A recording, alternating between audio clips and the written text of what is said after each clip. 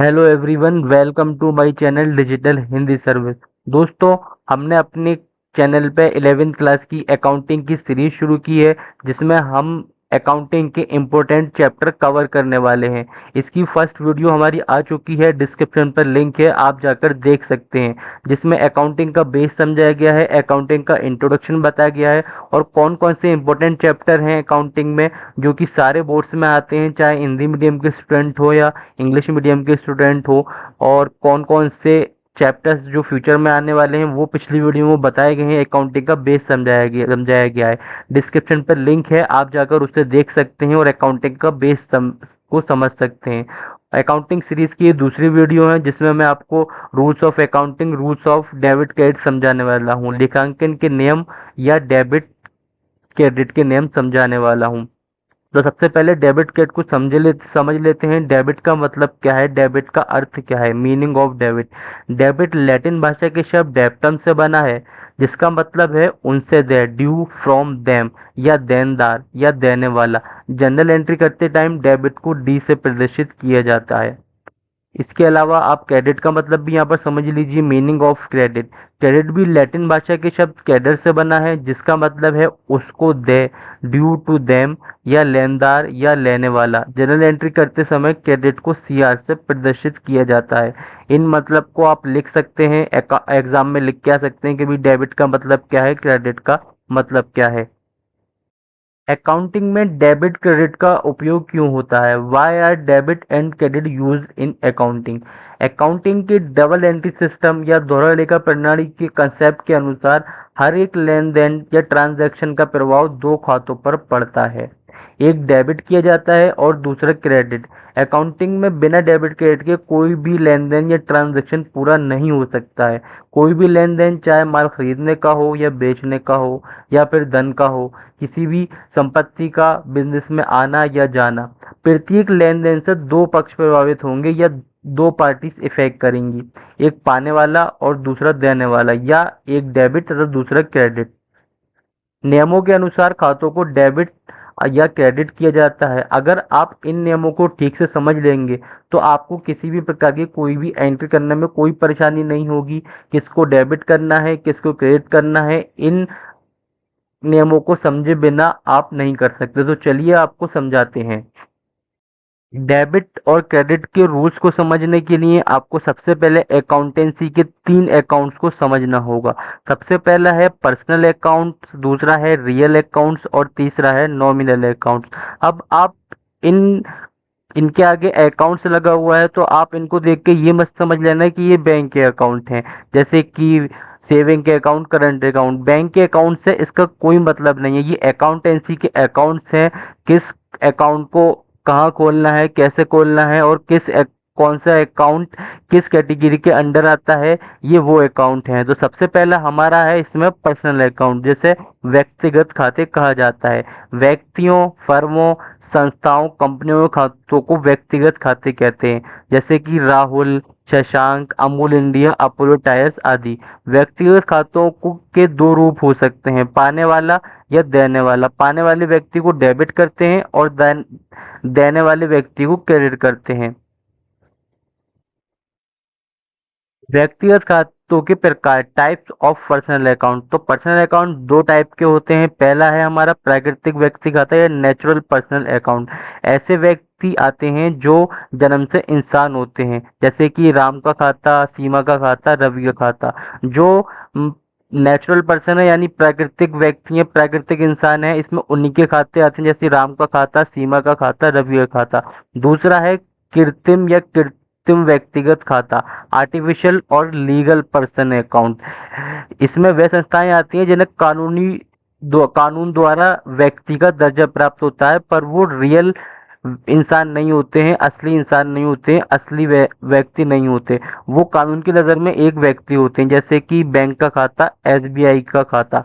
अगर आपका एसबीआई है तो एसबीआई कोई इंसान तो है नहीं, वो एक संस्था है, एक बैंक है, तो वो कानून की नज़र में एक व्यक्ति है। इस तरह कोई कंपनी है, जैसे रिलायंस इंडस्ट्री, गुप्ता एंड सन, तो ये कोई नेचुरल इंसान नहीं है, कोई असली इंसान नहीं है, ये आर्टिफिशियल पर्सन है और कानून की नज़र में ये एक पर्सन है। जितने भी लेन देन होंगे सब जैसे मान लीजिए रिलायंस इंडस्ट्री है, तो रिलायंस इंडस्ट्री के बहुत सारे मालिक हैं, बहुत सारे लोग इसमें काम करते हैं, पर कानून की नज़र में वो सिर्फ एक व्यक्ति है जिसे रिलायंस इंडस्ट्री नाम दे दिया गया है। इसके जितने भी लेन देन होंगे, बिल जाएंगे, बिल्टी जाएंगी, वो सब रिलायंस इंडस्ट्री के नाम में जाएंगे। इसका जितना भी एडवर्टाइजमेंट होगा, तो रिलायंस इंडस्ट्री एक व्यक्ति है, एक पर्सन है ल- कानून की नज़र में। अब उसके बाद है संस्थाएं, जैसे यूनिवर्सिटीज क्लब, ये सब भी एक लीगल पर्सन है, यानी आप इन्हें दिखेंगे ये नेचुरल पर्सन नहीं है पर लीगल पर्सन है। अब इसका रूल्स क्या है, डेबिट क्रेडिट करने का क्या रूल है, तो इसका गोल्डन रूल है, debit the receiver and credit the giver. ये अकाउंटिंग का पहला गोल्डन रूल है जो कि पर्सनल अकाउंट के अंडर आता है या व्यक्तिगत अकाउंट के अंदर आता है। डेबिट द रिसीवर, यानी पाने वाले व्यक्ति को डेबिट किया जाएगा, एंड क्रेडिट द गिवर, और देने वाले व्यक्ति को क्रेडिट किया जाएगा। यहाँ पर debit the receiver and credit the giver का मतलब है पर्सन से और व्यक्ति से। ये पर्सनल अकाउंट का रूल है जो कि इस रूल्स के अंदर डेबिट क्रेडिट किया जाता है। इसकी आपको एक एंट्री करके दिखा देता हूँ। जनरल एंट्री हम अपनी नेक्स्ट वीडियो में कवर करेंगे, फिर भी आपको एक एंट्री बता देता हूँ। जब आप जनरल एंट्री पढ़ेंगे तो आप समझ जाएंगे। आकाश को 1,000 रुपये का माल बेचा, यहाँ आकाश पाने वाला है, तो हमने यहाँ पर आकाश को डेबिट कर दिया है। तो पर्सनल अकाउंट के रूल के मुताबिक यहाँ पर आकाश एक नेचुरल पर्सन है और वो पाने वाला है, तो डेबिट द रिसीवर के अंदर हमने इसको आकाश को डेबिट कर दिया और उसका अमाउंट लिख दिया। और हमारे पास जो हमने माल बेचा है वो गुड्स है, तो टू गुड्स अकाउंट वो हमने क्रेडिट कर दिया। तो हमने डेबिट इसलिए किया पर्सनल अकाउंट्स के रूल के अंदर, डेबिट द रिसीवर, यानी जो पाने वाला व्यक्ति है हमने उसको यहाँ पर डेबिट कर दिया है। तो इस रूल्स के हिसाब से पाने वाले व्यक्ति को डेबिट किया जाएगा और देने वाले व्यक्ति को क्रेडिट किया जाएगा। अब वो व्यक्ति चाहे आर्टिफिशियल पर्सन हो या फिर नेचुरल पर्सन हो। दूसरा अकाउंट है रियल अकाउंट या वास्तविक खाता। रियल अकाउंट के अंदर वो खाते खोले जाते हैं जो कि बिजनेस की संपत्तियां होती हैं, असेट्स और प्रॉपर्टी होती हैं, और वो संपत्तियां जो बिजनेस में आती हैं या बिजनेस से बाहर जाती हैं और जिससे हमारा बिजनेस लगातार चलता रहता है, जैसे कि cash account, building account, machinery account, furniture account, land account, ये हमारी सारी बिजनेस की प्रॉपर्टीज हैं, संपत्ति हैं। अब जो रियल अकाउंट है वो भी हमारे दो टाइप के होते हैं। कौन कौन से होते हैं वो भी आपको समझा देते हैं। पहली है मूर्त संपत्ति खाता, टेंजिबल रियल अकाउंट। ये वे खाते होते हैं जो भौतिक रूप से दिखाई और छू सकते हैं। ऐसे खाते जो कि हमारे रियल में हैं, जिसे हम देख सकते हैं, छू सकते हैं, जैसे कि land account, building account, furniture account, machinery account, cash account. तो ये हमारी सारी प्रॉपर्टीज हैं, संपत्ति हैं। ये ऐसी संपत्ति हैं जिसे छुआ जा सकता है, देखा जा सकता है, उठाया जा सकता है। इसके अलावा एक ऐसी संपत्ति होती है जिन्हें छुआ नहीं जा सकता, देखा नहीं जा सकता, पर बिजनेस में उसकी वैल्यू होती है, उसका मूल्य होता है। इसको कहते हैं अमूर्त संपत्ति खाते, इंटेंजिबल रियल अकाउंट। इन ये होती तो है पर इनको छुआ नहीं जा सकता, देखा नहीं जा सकता, पर इनकी वैल्यू होती है, जैसे कि गुडविल अकाउंट। गुडविल होती है, कोई बिजनेसमैन है, अब वो किसी चीज का बिजनेस करता है, अब उसका नाम जो है इतना फेमस हो गया, जैसे गुप्ता एंड सन। तो गुप्ता एंड सन्स अपने काम के लिए, अपने बिजनेस के लिए इतना फेमस हो गया है कि हर इंसान सिर्फ उससे ही माल खरीदना चाहेगा, तो उसकी गुडविल एक उसकी वैल्यू है।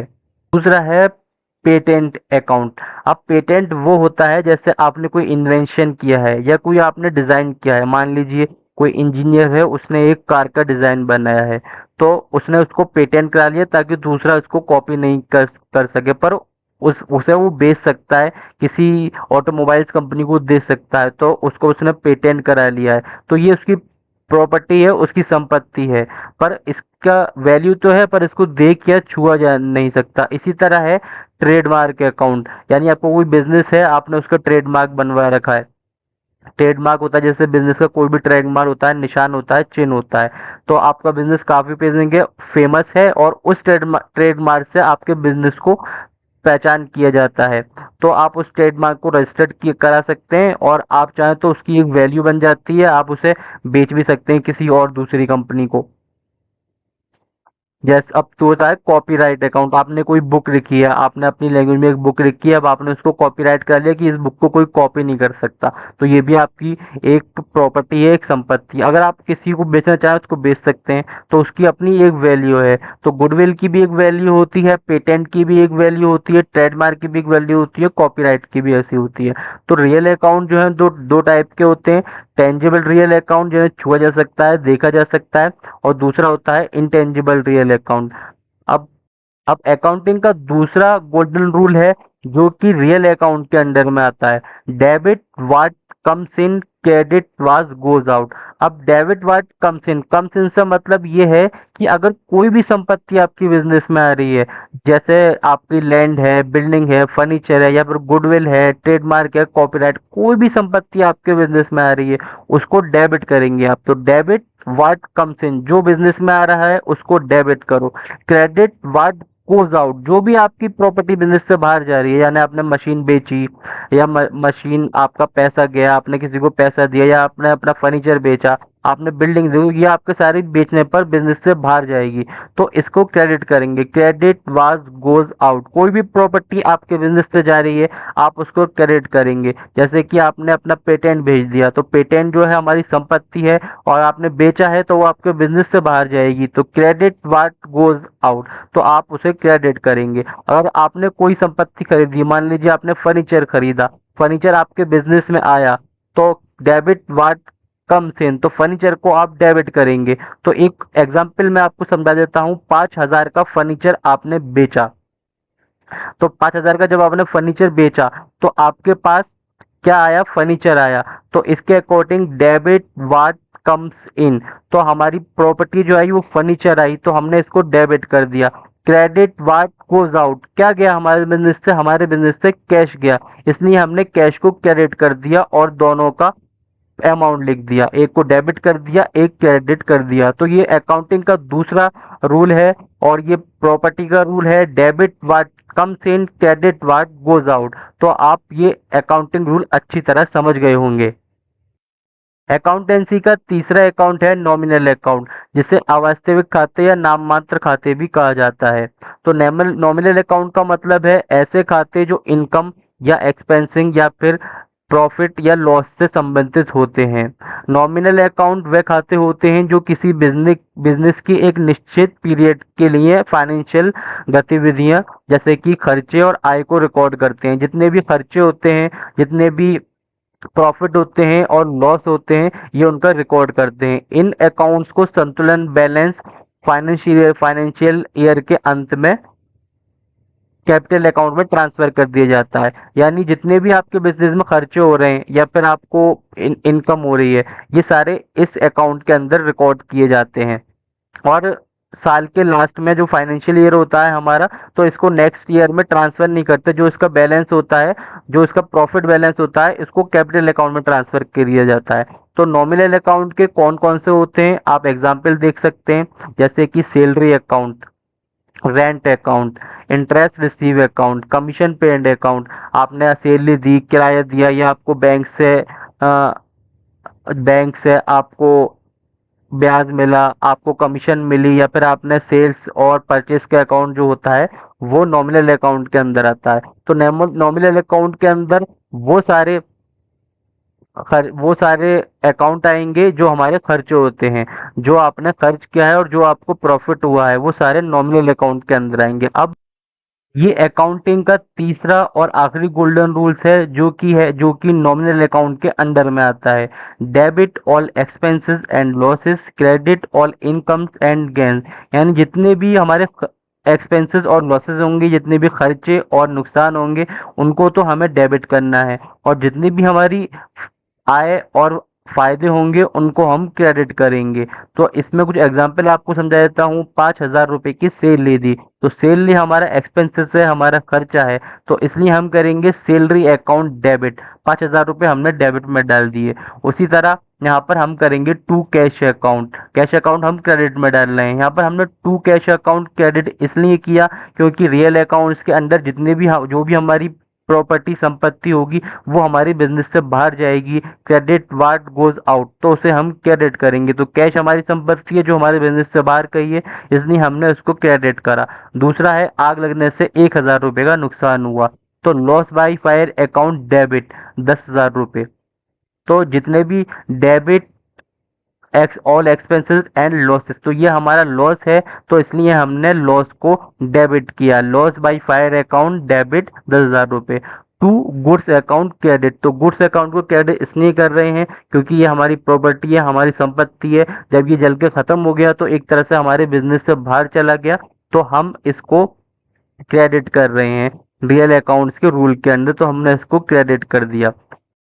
तो तीसरा एग्जाम्पल हमारा है 8,500 रुपए का ब्याज प्राप्त हुआ। अगर आपको ब्याज प्राप्त हुआ है तो वो बैंक से मिला होगा, तो इसलिए हमने बैंक अकाउंट डेबिट किया है 8,500। अब बैंक को हमने डेबिट क्यों किया है, यहाँ पर हमारा पर्सनल अकाउंट का रूल लागू हो जाएगा। जितने भी आर्टिफिशियल पर्सन होंगे या कृत्रिम पर्सन होंगे उनको हम पाने वाले को डेबिट करेंगे। तो हमने बैंक को डेबिट इसलिए किया है क्योंकि जो पैसे हैं वो हमें नहीं मिले, वो बैंक के अकाउंट में गए। तो बैंक को हमने पाने वाला करा, वो पाने वाला व्यक्ति है, तो व्यक्तिगत अकाउंट या पर्सनल अकाउंट के अंदर उसको हमें डेबिट करना है। तो 5,000 रुपए हमने यहाँ पर डेबिट में डाल दिए। उसके बाद किया हमने to interest account. Interest account हमने नॉमिनल अकाउंट के गोल्डन रूल्स के अंतर्गत करा। Credit all incomes and gains, तो इंटरेस्ट जो है हमारी इनकम है, तो इंटरेस्ट को हमने क्रेडिट करा टू इंटरेस्ट अकाउंट और 5,000 रुपए क्रेडिट में डाला। तो उम्मीद है इन तीनों अकाउंट्स को समझ के आपको अच्छी तरह समझ में आ गया होगा किसको डेबिट करना है और किसको क्रेडिट करना है। एक बार मैं तीनों अकाउंट को फिर से रिवाइज कर देता हूं ताकि आपको अच्छी तरह समझ में आ जाए। ये तीनों अकाउंट्स है और इनके रूल मैं आपको समझा चुका हूँ डेबिट क्रेडिट करने के। एक बार मैं आपको फिर से समझा देता हूँ शॉर्ट वे में। सबसे पहला है पर्सनल अकाउंट, व्यक्तिगत खाता, जिसका रूल है debit the receiver and credit the giver. अगर कोई आर्टिफिशियल पर्सन या फिर लीगल पर्सन है तो पाने वाले को हम डेबिट करेंगे और देने वाले को क्रेडिट करेंगे। यहाँ पर जो है बात व्यक्ति की हो रही है, तो अगर पाने वाला व्यक्ति है उसको डेबिट किया जाएगा और देने वाला व्यक्ति उसको क्रेडिट किया जाएगा अंडर पर्सनल अकाउंट। तीसरा है वास्तविक खाता, रियल अकाउंट, जो संपत्ति प्रॉपर्टी से रिलेटेड होता है, जिसका मतलब है debit watt comes in credit what goes out. जो भी संपत्ति हमारे बिजनेस में आ रही है उसको डेबिट करना है, जो संपत्ति हमारे बिजनेस से जा रही है उसको क्रेडिट करना है। तीसरा है नॉमिनल अकाउंट, नाम मात्र खाता, ये अवास्तविक खाता, जो कि हमारा एक्सपेंस बिजनेस के एक्सपेंसेस, फायदे और लॉस दिखाता है। इसे आय व्यय खाता भी कहा जाता है, इनकम एंड एक्सपेंसेस खाते भी कहा जाता है। तो debit all expenses and losses, जितने भी हमारे खर्चे हो रहे हैं या नुकसान हो रहे हैं उनको तो हम डेबिट करेंगे। यानी जितने भी खर्चे हो रहे हैं और नुकसान हो रहे हैं, जितने भी पैसे हम हमारे बिजनेस से जा रहे हैं तो हमें उनको तो डेबिट करना है, डेबिट ऑल और लॉसेस। और जितने भी हमें इनकम यानी आय हो रही है और जितने भी अचानक फायदे हो रहे हैं, गेन हो रही है, उनको हम क्रेडिट करेंगे। तो debit all expenses and losses और credit all incomes and gains. तो आपको अच्छी तरह समझ में आ गया होगा कि कौन से खाते को हमें डेबिट करना है और कौन से खाते को क्रेडिट करना है। और इन तीनों अकाउंट्स का आपको मतलब भी समझ में आ गया कि भाई इसका क्या मतलब है। और आपको ये भी समझ में आ गया होगा कि किस अकाउंट को किस कैटेगरी के अंडर लेना है। तो आपको अच्छी उम्मीद है कि इस वीडियो से आपको काफी कुछ समझ में आया होगा। अगर आपको इसके नोट्स चाहिए तो हमने इस पर अपना ब्लॉग लिखा है। ये ब्लॉग आप इंग्लिश मीडियम के स्टूडेंट भी देख सकते हैं, हिंदी मीडियम के भी देख सकते हैं। डिस्क्रिप्शन पर लिंक है, आप जाके देख सकते हैं और नोट्स बना सकते हैं। हमारी अकाउंटिंग सीरीज की नेक्स्ट तीसरी वीडियो आने वाली है। जनरल एंट्री से हम जनरल शुरू करने वाले हैं, जिसमें हम जनरल्स का पूरा फॉर्मेट बताएंगे, जनरल एंट्रीज बताएंगे, इसके कौन कौन से कॉलम होते हैं, किस तरह से करना है, किस तरह से लिखना है। डेबिट और क्रेडिट के रूल्स तो आपको इस वीडियो में समझ में आ गए होंगे।